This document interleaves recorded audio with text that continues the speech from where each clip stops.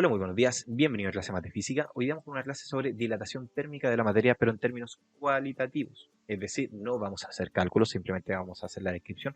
Ya en la clase anterior expliqué lo que era el cálculo, justamente lo que es la dilatación lineal. Y en este caso nos vamos a enfocar en analizar ciertas cosas asociadas a lo que es la dilatación térmica de la materia.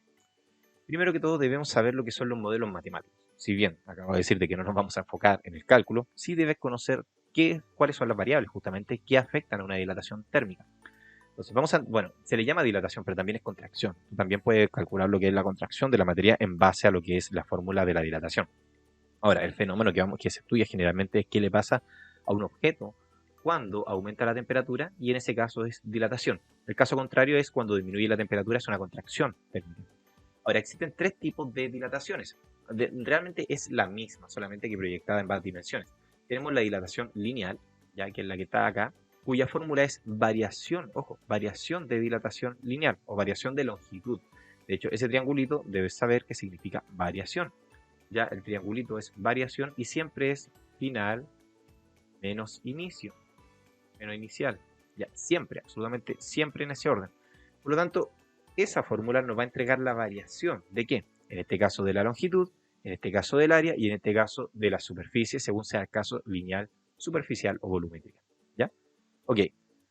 Las tres fórmulas, si te das cuenta, son exactamente las mismas. ¿Ya? Son exactamente las mismas. Tú dirás, no son las mismas porque tienen distintas letras. Pero su estructura es la misma. Las tres dependen de un coeficiente de dilatación. En este caso es el coeficiente de dilatación lineal. Ese es el coeficiente de dilatación superficial y ese es el coeficiente de dilatación volumétrica. Y existe una relación entre esos coeficientes. Por ejemplo, si queremos relacionar el coeficiente de dilatación superficial con el lineal, se puede establecer aproximadamente que el coeficiente de dilatación superficial es igual a 2 veces el lineal. Y claro, tiene sentido, ya que una línea es una dimensión, pero una superficie son dos dimensiones, ancho y alto o ancho y profundo. Va a depender de cómo estén mirando justamente esto. Y también puede pasar lo mismo con la dilatación lineal y la volumétrica, que es 3 veces, la volumétrica es 3 veces la lineal, ya que tengo, claro, en este caso tengo 3 dimensiones, alto, ancho y profundidad, como lo podemos ver en este cubo que tenemos acá. ¿Ya? Entonces, cuando hablo de lineal, estoy hablando solamente de una dimensión. Cuando hablo de superficial, estoy hablando de 2 dimensiones. En cambio, cuando hablo de volumétrica, estoy hablando de 3 dimensiones. Y todos tienen su coeficiente de dilatación que se pueden asociar entre ellos. Después de eso tenemos las condiciones iniciales. Es decir, cuánto va a variar la longitud de esto va a depender del largo inicial.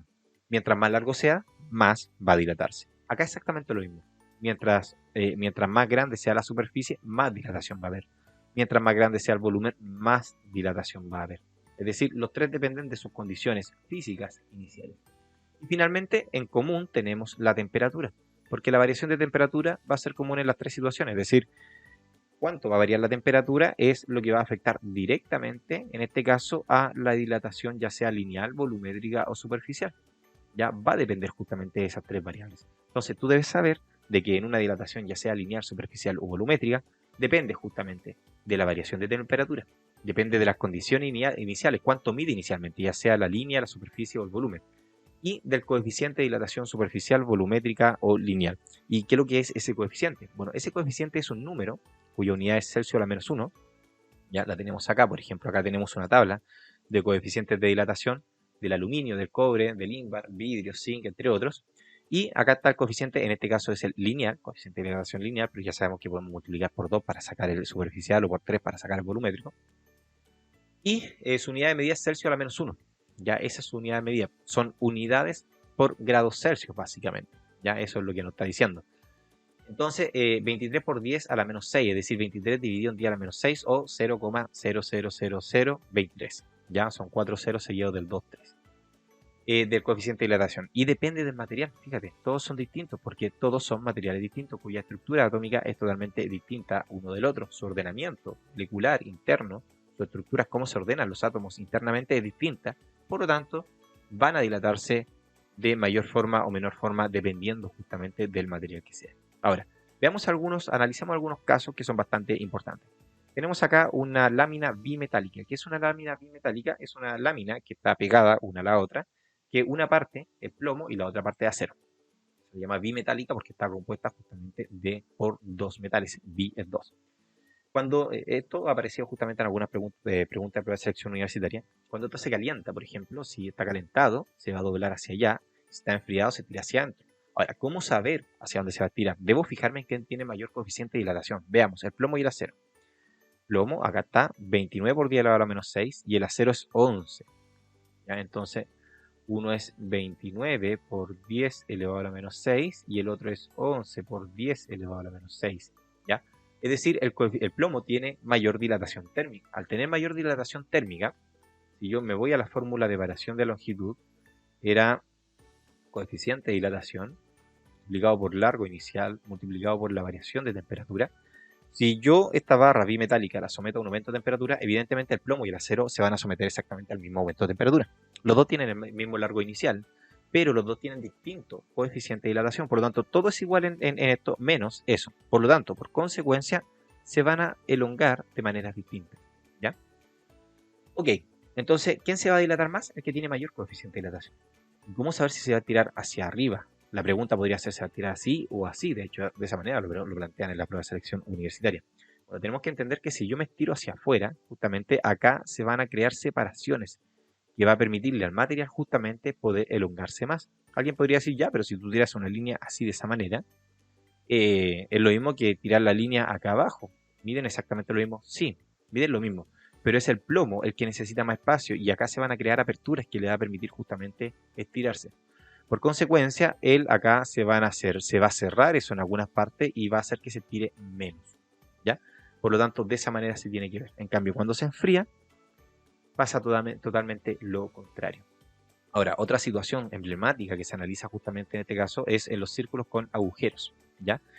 Típico que te dicen, oye, mira, sabes que tienes un anillo de cobre, tal como muestra en esta imagen, ¿ya? O en esa imagen de abajo, que es exactamente lo mismo, y te dicen que se va a someter a un aumento de temperatura. Se va a aumentar la temperatura, como dice acá, aumento de temperatura. Y te ponen distintas alternativas de cómo se vería esto luego de un aumento de temperatura. Y la mayoría cae en la trampa y marca esto que tenemos acá. ¿Por qué marcan eso? Porque dicen, mira, ¿sabes qué? Las partículas se van a estirar porque están aumentando la temperatura. Entonces, este se va a tirar hacia allá y este hacia acá. Entonces va a ocurrir eso. Pero tienes que analizar lo siguiente. Si tú dices eso, lo que estarías haciendo es que esa partícula, mira la que voy a dibujar ahora, vamos a dibujarla. Esa partícula con la que está acá, si yo hago esto, ya aplico esto que está acá, lo que va a ocurrir es que esas dos partículas van a terminar más cerca. Es decir, acá no estoy viendo una dilatación, estoy viendo, en ese punto estoy viendo una contracción térmica. Por lo tanto, es incorrecto. Lo que yo debo pensar es que toda parte del material se debe dilatar. Y para que eso ocurra, por ejemplo, si yo pongo una partícula por acá y otra por acá, y se separan, va a ocurrir esto. Ya todas las partículas en esta situación se van a dilatar. Por lo tanto, es la situación. ¿Ya? Así que es sumamente importante analizar bien cuando me plantean una situación como esta, de que yo debo ser capaz de analizarlo y decir, ok, mira, ¿sabes qué? Tengo que pensar que todo se va a separar. Ya, dibújale puntitos, como lo acabo de hacer yo, y así de esa manera se te va a hacer mucho más simple. Ok, hemos llegado al final de la clase, dejamos la clase de destacar, espero te haya gustado y nos vemos en la siguiente clase. Hasta luego, chao, chao.